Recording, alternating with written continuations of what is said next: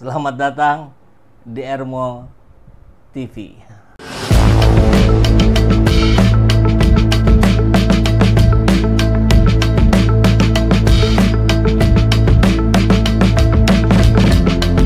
Bersama saya, Saiful Zaman, kebaikan yang terorganisir akan selalu mengalahkan kejahatan.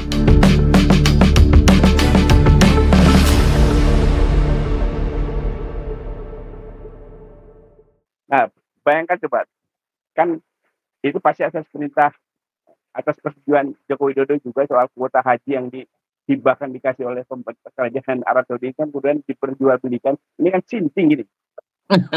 Kerajaan Saudi itu baik hati kepada bangsa Indonesia yang mau menunaikan ibadah haji karena kemarin kan Covid itu dikasih jatah lebih. Jatah lebih itu dijual, dikorupsi. Ini kan saya yakin 100% ini atas persetujuan presiden. Menteri Agama melakukan itu. Nah, jadi dari kasus ini kalau diselidiki kan jelas ada nih. Kemudian soal bukan hanya itu sebetulnya kejahatan yang kita lihat dari apa yang dilakukan oleh Joko Widodo itu. Soal HAM juga dia harus bertanggung jawab. Artinya begini. Pertama kan presiden harus bertanggung jawab terhadap bocornya APBN, hutang-hutang yang besar itu. Kemudian yang dia tadinya ngomong soal kereta cepat misalnya, tidak akan memakai APBN, ternyata memakai. Kan berarti rakyat dirugikan nih. Kemudian IKN tidak akan membebani APBN, ternyata membebani. Nah, uang itu kan uang rakyat, dia harus bertanggung jawab. Kemudian satu lagi yang paling mencolok itu soal infrastruktur. Berapa biaya dana uang kita yang dipakai untuk infrastruktur? Kan sekitar 2.000 triliun tuh. Iya, betul. Nah, pertanyaan saya itu adalah kalau negara mengeluarkan uang 2.000 triliun untuk infrastruktur, apakah dipakai 2.000 triliunnya itu untuk dipakai infrastruktur? Biasanya sih enggak. Nah, biasanya kan enggak. Minimal kan 30% tuh. Betul. Minimal itu. Nah, jadi kebocoran ini siapa yang harus bertanggung jawab? Ya presiden.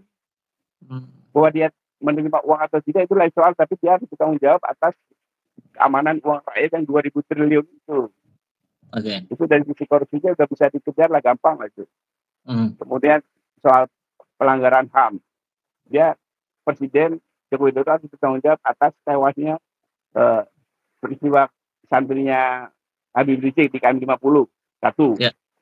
Kemudian dia harus bertanggung jawab terhadap tewasnya lebih dari 800 orang anggota KPBU tahun 2019. Kemudian dia juga harus bertanggung jawab atas kematian hampir 200 orang di Kanjuruhan. Dan banyak lagi pelanggaran persoalan-persoalan lain yang soal HAM itu presiden harus bertanggung jawab. Nah, kemudian kejahatan terhadap demokrasi. Dia harus bertanggung jawab juga terhadap kerusakan pemilu tahun 2019. Tahun 2019 itu hancur-hancuran sehingga menewaskan anggota KPBU lebih dari 800 itu. Ini kan harus ada tanggung jawab.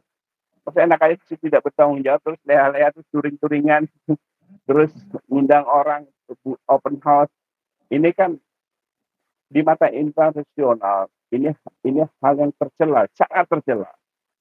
Kemudian dia juga melakukan secara terang-terangan, secara transparan bagaimana dia memperkosa konstitusi untuk mengabulkan anaknya jadi wakil presiden. Nah, kalau sedikit saya singgung soal wakil presiden Gibran. Teman-teman kan banyak menganggap dia itu anak haram konstitusi kan. Ya.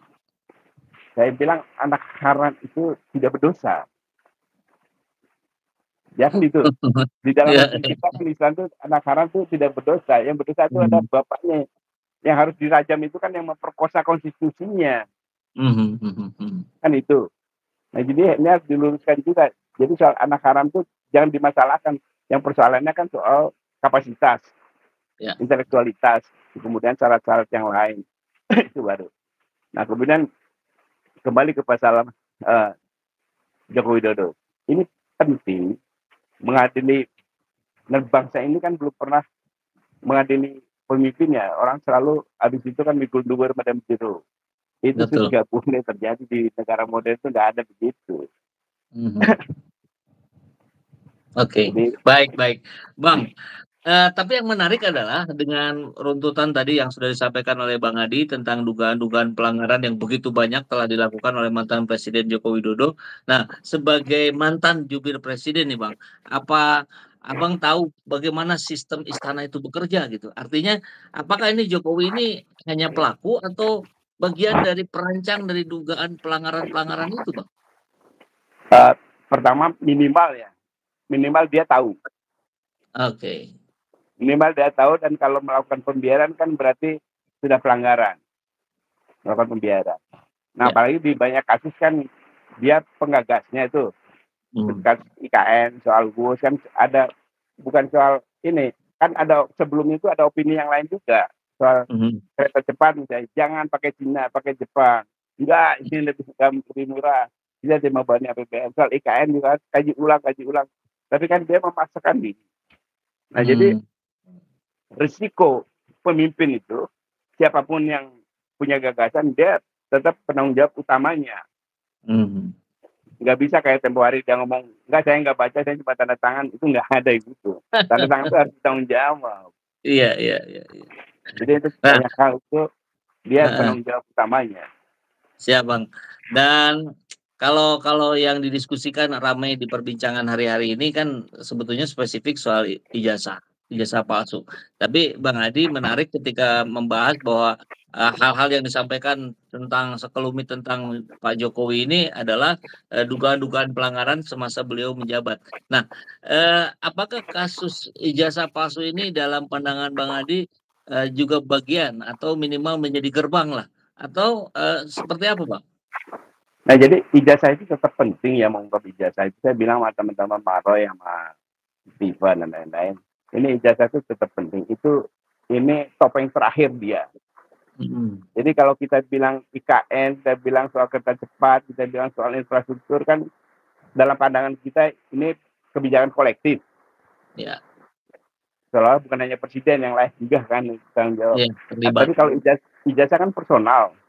Nah, jadi kalau yang personal sudah terbuka, maka orang tidak akan bertanya lagi soal penyimpangan-penyimpangan yang tadi kita bicarakan dari awal, penyimpangan APBN, hutang yang berjibun, tidak jelas penggunaannya, dan lain-lain.